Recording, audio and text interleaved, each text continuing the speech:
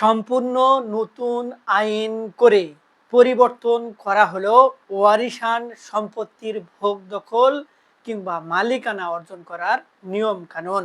এখন থেকে এই নতুন নিয়ম বা পদ্ধতি অনুসরণের মাধ্যমে সকল ওয়ারিশকে সম্পত্তির অংশ ভোগ দখলে রাখতে হবে এবং মালিকানা অর্জন করতে হবে। সুপ্রিয় ভিউয়ার্স, এই নতুন নিয়মটি কিভাবে কাজ করবে এবং এক্ষেত্রে ওয়ারিশদের করণীয় কি, আজকের এই ভিডিওটিতে এই বিষয়গুলো নিয়ে আলোচনা করব। ভিডিওটি দেখার পর যদি ভালো লাগে, কোনো উপকারে এসে থাকে, আরও কোনো ভিডিও দেখার আগ্রহ জন্মায়, তাহলে আমাদের চ্যানেলটি সাবস্ক্রাইব করে রাখতে পারেন। আর পরবর্তীতে নতুন কোনো ভিডিওর নোটিফিকেশন পেতে সাবস্ক্রাইব বাটনের পাশের বেল আইকনটি চেপে দিয়ে রাখবেন। আসসালামু আলাইকুম সুপ্রিয় ভিউয়ার্স, ওয়ারিশান সম্পত্তিগুলো ভাগ বন্টন করাটা অত্যন্ত জটিল। কেননা আমাদের সাবকন্টিনেন্টাল কান্ট্রিগুলোতে ওয়ারিশান সম্পত্তির কে কতটুকু অংশ পাবে এটি নির্ধারিত হয় কাস্টমারি ল বা ধর্মীয় আইন দ্বারা। মুসলিমদের জন্য কোরআনের সূরা নিসায় স্পষ্টভাবে বলা হয়েছে কোন ওয়ারিশটি বা কোন ব্যক্তিটি মৃত ব্যক্তির থেকে কতটুকু অংশ পাবে, এবং হিন্দুদের জন্য তাদের হিন্দু ধর্মে কিন্তু স্পেসিফিকভাবে বলা হয়েছে, এবং অন্য ধর্মের ব্যক্তিদের জন্য তাদের নিজস্ব ধর্ম বা রাষ্ট্রীয় আইন কিন্তু বলবৎ। আবার এইগুলোর মাঝেও রাষ্ট্র কিছু কিছু ক্ষেত্রে বিশেষ কিছু নির্দেশনা দিয়েছে, যে নির্দেশনা মেনে তারপরে সম্পত্তির ভাগ বন্টন করতে হয়। অর্থাৎ মুসলিমদের ক্ষেত্রে মুসলিম উত্তরাধিকারী আইন যেটি রয়েছে সেটির ছাড়াও কিছু নির্দিষ্ট নিয়ম রয়েছে যেগুলো বাংলাদেশের উচ্চ আদালত কর্তৃক নির্দেশিত। এই নিয়মগুলো মেনেই কিন্তু এই ওয়ারিশান সম্পত্তির ভোগ দখল বা মালিকানা অর্জন করতে হয়।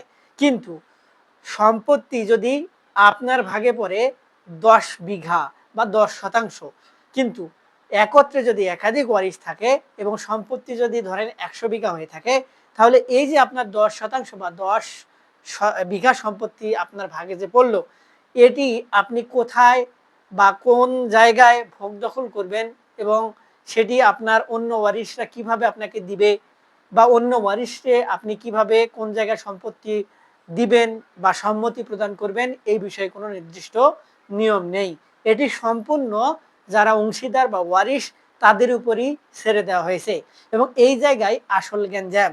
আমাদের এই দেশে অধিকাংশ ওয়ারিশ যেটি চায় বা প্রত্যেকটা ব্যক্তি চায় নিজের সুবিধা হাসিলের, এবং এই সুবিধা হাসিলের জায়গায় গিয়ে ওয়ারিশান সম্পত্তির ভাগ বন্টন করার ক্ষেত্রে দেখা দেয় দ্বন্দ্ব।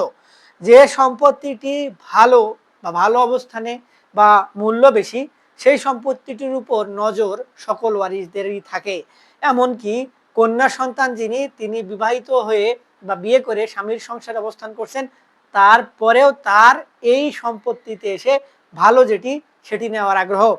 এবং এক্ষেত্রে এই গ্যাঞ্জামগুলো যখন সমাধান হয় না এবং ভাগ বন্টনটা যখন ঠিকঠাক মতো হয় না, তখন যে যেভাবে পারে সম্পত্তির ভাগ করে বা যেভাবে পারে সম্পত্তি দখলে থাকার চেষ্টা করে, এবং এই দখলে থাকাকে কেন্দ্র করে দেখা যায় গ্যাঞ্জাম, ফাসাদ, মারামারি, হানাহানি, আদালতে মামলা, এবং শেষ পর্যন্ত এই গ্যাঞ্জাম সম্পর্কের ফাটল দেখা দেয় এবং ওয়ারিশদের মধ্যে মারামারি গ্যাঞ্জামের মধ্যে মুখ দেখা দেখি বন্ধ হয়। এই বিষয়গুলোকে সমাধান করতে এবং সকল ওয়ারিশরা যেন সম্পত্তির ভাগ সমানভাবে পায়, কোনো ওয়ারিশ যেন ঠকে না বা ঠকানো হয় না, এজন্য রাষ্ট্র কিছু নতুন নিয়ম করেছে। এই নিয়ম অনুযায়ী বর্তমানে আমাদের যে সম্পত্তি ভাগাভাগি করার ক্ষেত্রে রাষ্ট্র অধিগ্রহণ এবং প্রজাস্বত্ব আইনে বলা হয়েছে, বা সম্পত্তি হস্তান্তর আইনে বলা হয়েছে, বা রেজিস্ট্রেশন আইন অনুযায়ী যেভাবে সম্পত্তি ভাগাভাগি করার কথা, সেগুলোকে আরো স্ট্রিক্টলি মেনে সম্পত্তি ভাগ বন্টনের কথা বলা হয়েছে। এই ভাগ বন্টনের প্রথম যে শর্ত সেটি হচ্ছে কোনো ওয়ারিশকে আর কোনোভাবে সম্পত্তির নামজারি এককভাবে করে দেওয়া হবে না।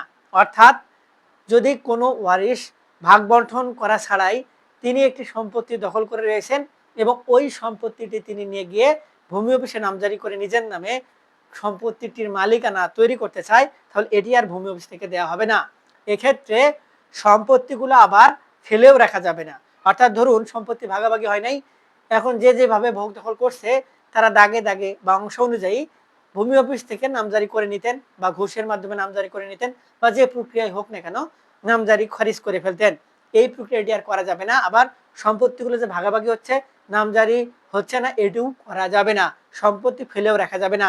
এক্ষেত্রে রাষ্ট্রের নির্দেশনা হচ্ছে যদি ভাগাভাগি না হয় এবং ভাগাভাগি যতদিন পর্যন্ত না হবে ততদিন পর্যন্ত সকল ওয়ারিশদের নামে সকল সম্পত্তি সমানভাবে নামজারি করে নিতে হবে।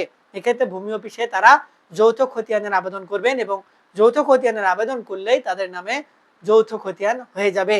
এক্ষেত্রে তাদের দিতে হবে শুধুমাত্র ওয়ারিশান সনদ এবং সকল ওয়ারিশদেরকে এই ওয়ারিশান সনদে উল্লেখ থাকতে হবে বা উপস্থিত থাকতে হবে এবং এইভাবে সম্পত্তির মালিকানা অর্জন করতে হবে সকল ওয়ারিশকে সব জায়গায় সকল দাগে এবং সকল ওয়ারিশকে সম্পত্তিতে খাজনা প্রদান করতে হবে।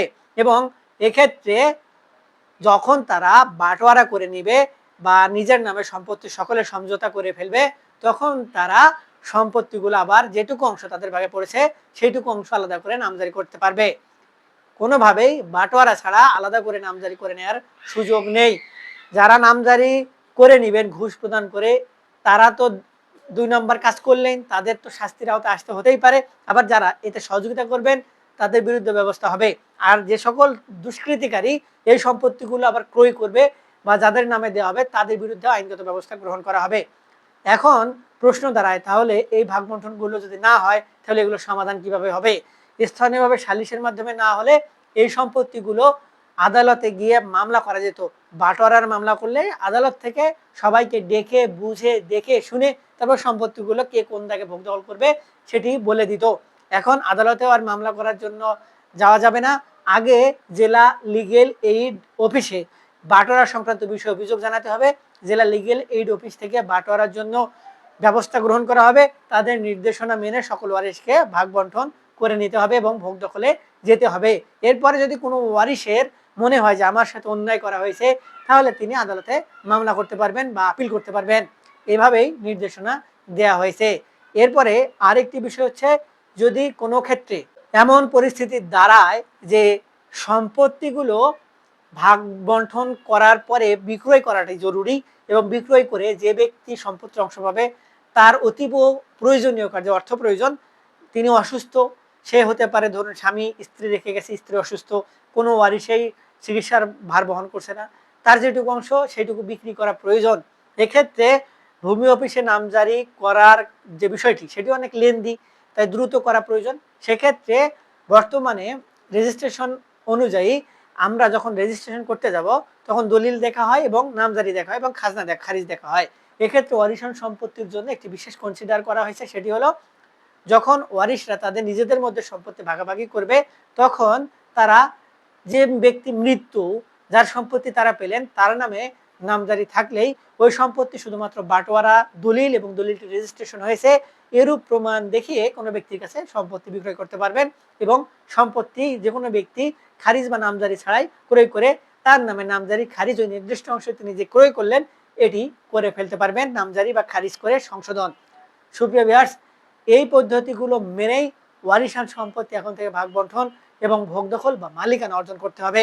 এর বাইরে গেলেই সম্পত্তিটি ভোগ দখল মালিকানা অবৈধ বলে বিবেচিত হবে। সুপ্রিয় ভিউয়ার্স, আপনারা যারা প্রথম থেকে শেষ পর্যন্ত আমার এই ভিডিওটি মনোযোগ সহকারে দেখেছেন তাদেরকে অসংখ্য ধন্যবাদ। আশা করি আপনারা বিষয়টি বুঝতে পেরেছেন। তারপরে ওই সংক্রান্ত বিষয় নিয়ে আরো কোনো কিছু জানার আগ্রহ থাকতেই পারে, সেক্ষেত্রে একজন অভিজ্ঞ আইনজীবীর পরামর্শ গ্রহণ করবেন বা আমাদের থেকে কোনো পরামর্শ নিতে চাইলে ভিডিওর নিচে কমেন্ট বক্স রয়েছে, সেখানে কমেন্টস করবেন, আমরা আপনাদের সহযোগিতা করার চেষ্টা করব। আজকে এ পর্যন্তই, দেখা হবে সামনে নতুন কোনো ভিডিওতে। ততদিন পর্যন্ত ভালো থাকবেন, ধন্যবাদ।